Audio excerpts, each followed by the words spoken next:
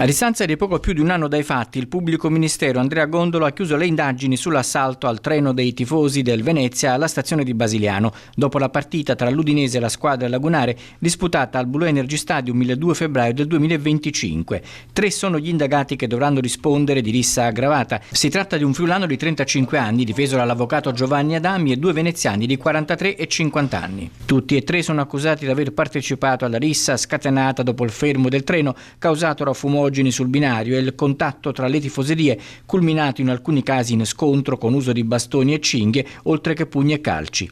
Sul momento furono arrestate 8 persone, 6 stranieri, tifosi austriaci giunti a dare manforti agli udinesi, e 2 italiani. Furono processati per direttissima il giorno dopo, patteggiando pene tra 1 anno e 8 mesi e 2 anni di reclusione con la sospensione condizionale. In tutto sono stati emessi 12 DASPO della durata massima applicabile di 5 anni.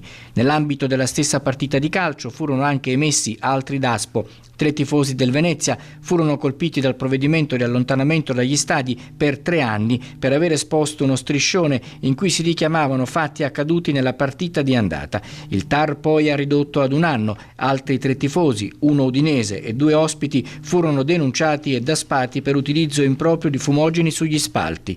Ora si attende la fissazione dell'udienza preliminare davanti al GUP per la richiesta di rinvio a giudizio, che appare scontata da parte della Procura della Repubblica nei confronti dei 3 indagati.